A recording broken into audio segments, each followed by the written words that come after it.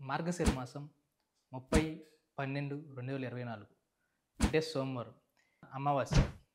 ఈ అమావాస్యకి ఎంతో ప్రాముఖ్యత చేకూరింది. ఎందుకంటే ఇది సోమావత అమావాస్య. ఈ సోమావత అమావాస్య అనేది ఈ సంవత్సరానికి ఇదే చివరిది. అదేవిధంగా ఈ సోమావత అమావాస్యకి ఎందుకింత ప్రాముఖ్యత చేకూరిందంటే మనకి మార్గశిర మాసానికి అధిపతి కుజుడు. అదేవిధంగా సోమవారానికి అధిపతి చంద్రుడు.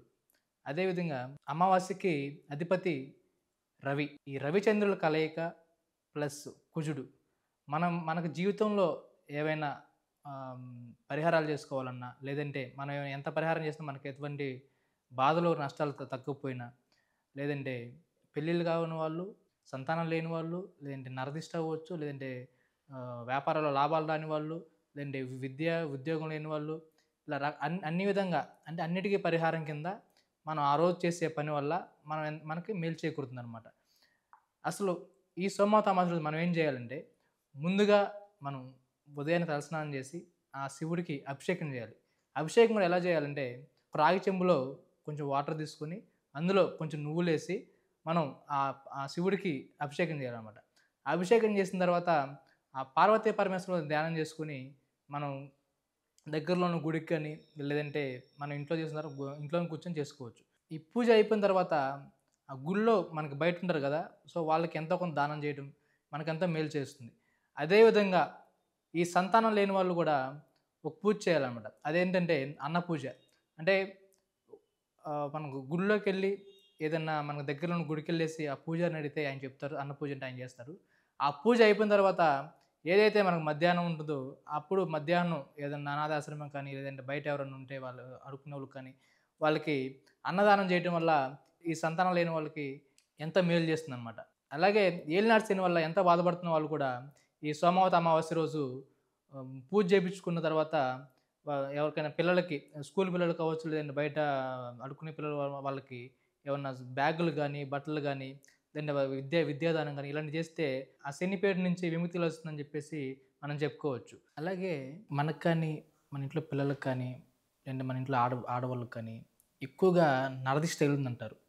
అది ఎప్పుడంటే ఏదైనా పుట్టినరోజులప్పుడు అవ్వచ్చు, లేదంటే పండగలప్పుడు అవ్వచ్చు, లేదంటే ఫంక్షన్‌లప్పుడు అవ్వచ్చు, లేదంటే మనం ఏదైనా బయటికెళ్ళినప్పుడు అవ్వచ్చు, లేదంటే మనకేదైనా ఒక పేరు ప్రఖ్యాతులు బాగా వచ్చినప్పుడు సాయంత్రానికి మనం తలనొప్పి లాంటిది వచ్చేస్తదనమాట. ఆ రోజు సాయంత్రానికి మనల్ని చాలా మంది కలిసినా గానీ. సో, అలాంటప్పుడు ఏమవుద్దంటే, "మీకు బాగా నరదిష్టి ఉందిరా, లేదంటే మనం ఏదైనా వ్యాపారంలో మనం బాగా వృద్ధి రాకపోయినా కానీ, నీకు బాగా నరదిష్టి అందుకే రావట్లేదు" అని చెప్పేసి అంటా ఉంటారు. సో, ఈ నరదిష్టి పోవటానికి కూడా ఈ సోమవత అమావాస్య అనేది చాలా ఉపయోగపడుతుందనమాట. ఈ నరదిష్టి పోవటానికి ఈ సోమవత అమావాస్య రోజున ఏం చేయాలంటే, కల్లుప్పు తీసుకొని 2 ఎండుమిరగాయలు తీసుకొని ఎవరు కావాలంటే వాళ్ళని తీసుకెళ్ళి మన ఇంటి సింహద్వారం ఉంటది కదా! అంటే మెయిన్ డోర్. ఆ మెయిన్ డోర్ దగ్గర కూర్చోబెట్టి ఎడమ చేత్తోటి 3 సార్లు అంటే క్లాక్ వైస్‌లో 3 సార్లు, అదేవిధంగా యాంటీ క్లాక్ వైస్‌లో 3 సార్లు. ఈ విధంగా దిష్టి తీసి, ఆ దిష్టి తీసిన తర్వాత ఆ దిష్టి కూడా మనం సాయంత్రం 6-10 గంటల లోపే తీయాలనమాట. అంటే ప్రదోషకాలం తర్వాత మనం పడుకునే 10 లోపు మాత్రం ఈ దిష్టి అనేది తీయాలి. ఆ దిష్టి తీసిన తర్వాత ఆ ఉప్పుని తీసుకెళ్ళి నీళ్ళల్లో ఎయ్యాలి. ఆ ఎండుమిర్చిని తీసుకెళ్ళి మంటలో ఏస్తే అనమాట మనకున్న నరదిష్టి మొత్తం అంతటితో పూర్తిగా తొలగిపోతుంది. సో, ఆ దిష్టి తీసిన తర్వాత వాళ్ళకి విభూది పెట్టి అక్కడి నుంచి పైకి లేవాలి. ఈ విధంగా చేయటం వల్ల మనల్ని ఎంతో కాలంగా పీడిస్తున్నటువంటి నరదిష్టి అనేది ఇంతటితో పోతుంది. అదేవిధంగా మనం ఏ పని చేసినా సరే ముందుగా మన గ్రామ దేవతను కొలుచుకోవాలని చెప్పేసి ఒక మాట చెప్తున్నారు పెద్దోళ్ళు. అంటే మనం ఏ పని చేసినా సరే, ఇన్‌కేస్ మనం ఉద్యోగానికెళ్ళినా, లేదంటే మనం పెళ్లి చేసుకున్నా, లేదంటే మన పిల్లలు పుట్టినా గానీ మనం ముందెళ్ళి మన గ్రామ దేవతకు ఒక మాట చెప్పుకొని వస్తాం. లేదంటే మనం చెప్పుకోకపోయినా మన ఇంట్లో కూడా "అరే! ముందు మన గ్రామ దేవత చెప్పుకోండి ఎళ్లి. గ్రామ దేవత తర్వాత మనం బయట ఎక్కడికైనా ఎళ్లి చెప్పుకోవచ్చు" అని చెప్పేసి ఒక నానుడి ఉన్నది. అంటే మన గ్రామానికి దేవతగా, మన గ్రామాన్ని ఒక రక్షణ కవచంలా కాపాడుతున్నటువంటి గ్రామ దేవతకి చెప్పుకుంటాం. ఈ గ్రామ దేవత యొక్క శక్తిని మనం మన ఇంట్లో కూడా తీసుకెళ్ళాలంటే, మనం ముందుగా ఏం చేయాలంటే, ఈ సోమవత అమావాస్య రోజున ముందుగా ఒక 27 నిమ్మకాయలు తీసుకొని, వాటికి ఒక పసుపు దారంకి ఒక మాలలాగా చేసేసి మనం, ఆ నిమ్మకాయలకు కూడా గంధం, కుంకుమ పెట్టాలి. తర్వాత ఆ 27 నిమ్మకాయల మాలతో పాటు ఇంకో విడిగా 11 గాని, 9 గాని నిమ్మకాయలు తీసుకోవాలి. దాంతో పాటు పసుపు, కుంకుమ, గంధం, కొబ్బరికాయ, కర్పూరం, ఇంకా చీర ఇవన్నీ తీసుకొని మనం మన మన ఊర్లో ఉన్న గ్రామదేవత గుడికెళ్ళాలి. ఈ గుడికి వెళ్ళిన తర్వాత మన గ్రామ దేవత ఉంటది గదా! ఆ దేవతని మనం నీట్‌గా నీళ్ళతో కడిగేసి, శుభ్రంగా కడిగేసి, కడిగిన తర్వాత అలంకరణ చేసి, బొట్లు పెట్టిన తర్వాత మనం ఆ మాలని ఏదైతే మనం 27 నిమ్మకాయల మాల అయితే ఉందో, ఆ మాలని అమ్మవారికి మాలగా వేసి, కుదిరితే ఏదైనా పుష్పమాల కూడా ఎయొచ్చు మనం. దాంతో పాటు అదయిన తర్వాత ఈ 11 గాని, 9 నిమ్మకాయలు ఉన్నాయి కదా! ఆ నిమ్మకాయలని కింద బెట్టి, మనం కుంకుమ తీసుకొని, ఆ అష్టోత్తరం అక్కడ చదువుతా, ఆ కుంకుమని అమ్మవారిదేసి నిమ్మకాయల మీద ఏసి పూజ చేస్తా ఉండాలి. అప్పుడేమవుతదంటే, అమ్మవారి యొక్క పవరు ఆ నిమ్మకాయల్లోకి వస్తదనమాట. అంటే ఇంకా పవర్‌ఫుల్‌గా అవుతాయన్నమాట నిమ్మకాయలు. ఆ పూజ అయిన తర్వాత ఫస్టు ఒక 3 నిమ్మకాయలని మనం ఇంటి ద్వారానికి కట్టాలనమాట దిష్టిలాగా. తర్వాత ఇంకొక నిమ్మకాయ కట్ చేసేసి దానికి పసుపు, కుంకుమ అద్ది గడపకి మన మెయిన్ డోర్‌కి అటు ఇటు పెట్టాలి.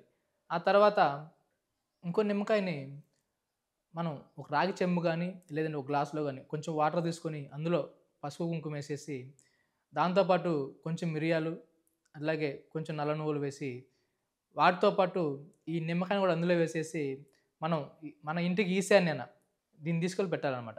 ఆ తర్వాత మిగిలిన నిమ్మకాయలు ఉంటాయి కదా! ఆ మిగిలిన నిమ్మకాయలని చెక్కలకు కట్ చేసేసి, ఒక అంటే నిమ్మకాయ జ్యూస్‌లాగా చేసుకొని, మన ఇంట్లో ఎంతమంది ఉంటారో అంతమంది ఆ జ్యూస్ తాగేస్తే, మన ఒంట్లో ఉన్నటువంటి రోగాలవ్వచ్చు, లేదంటే ఆహ్, రకరకాల బాధలవ్వచ్చు అనేవన్నీ కూడా మనకి పోతాయనమాట. దాని తర్వాత మిగిలిన నిమ్మకాయ వచ్చేసి ఉదయాన్నే మరుసటి రోజున మన తలకి బాగా పట్టిచ్చేసి తలస్నానం చేయాలనమాట. తల కింద పట్టించాలంటే మనకేదైనా ఉన్నా గానీ మనకు మనకు ముందు తలకాయ పట్టేది. ఏదైనా గ్రాపేర్లు అవ్వచ్చు, లేదంటే నరదిష్టి అవ్వచ్చు, లేదంటే రకరకాలు ఏవున్నా గానీ మన తలకాయ పడతాయి కాబట్టి, ఆ పడతం వల్ల మనకు మొత్తం ఆహ్, మనకి ఈ ఈ విధంగా చేయడం వల్ల మన శరీరానికి పట్టినటువంటి మొత్తం అంతా పీడ మొత్తం ఈ యొక్క పూజతోటి మొత్తం తొలగిపోతుందనమాట. ఈ విధంగా మన గ్రామ దేవతకు పూజించినటు నిమ్మకాయలని మనం ఈ విధంగా తీసుకోవటం వల్ల, మన ఇంట్లో గాని, మన ఇంట్లో ఏ మూలన సరే, ఎలాంటి చెడు శక్తి ఉన్నా, లేదంటే నెగెటివ్ ఎనర్జీ ఉన్నా సరే బయటికెళ్ళిపోతుంది. అలాగే మనకి ఎలాంటి గాలి సోకదు. బయట నుంచి ఎవరన్నా సరే, ఏమన్నా దుష్ట పేర్లు లాంటివి, లేదంటే బాణామతి చేసినా గాని, మన ఇంటి దరిదాపుల్లో గూడా ఏవి చేరుకోవనమాట. ఇలాగే మనం ప్రతి అమావాస్య చేసుకోవచ్చు. కానీ ఈ సోమవారం అమావాస్య చేయటం వల్ల ఏమవుతుందంటే ఆ శక్తి అనేది మరింత ఎక్కువవుద్దనమాట. అంతేకాకుండా ఈ సోమవతి అమావాస్య రోజు మనం అసలు ఏం పనులు చేయకూడదంటే, మాంసాహారం తినకూడదు. తర్వాత సంసారం చేయకూడదు.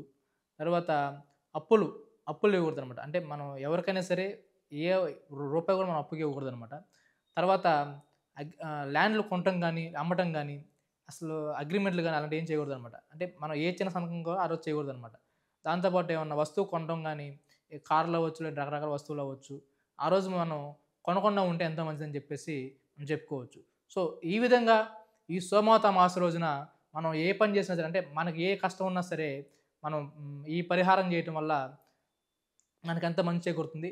మనకెంతో కాలంగా పట్టి పీడిస్తున్న పీడకలవ్వచ్చు, లేదంటే రోగాలవ్వచ్చు, లేదంటే బాధలవ్వచ్చు. ఈ యొక్క సోమవతి అమావాస్య రోజున ఈ విధంగా చేయటం వల్ల మనకెంతో మంచి చేకూరుతుంది. మనకు పట్టిన పీడలను గూడా ఈ ఈ ఒక్క రోజుతో మనకు తొలగిపోతాయనమాట. అదే విధంగా ఈ సోమవతి అమావాస్య రోజున ఎ ఎవరైతే పితృదేవతలుంటారో వాళ్ళకు కూడా నమస్కరించి తర్పణం వదిలిస్తే వాళ్ళు కూడా ఎంతో సంతోషిస్తారనమాట.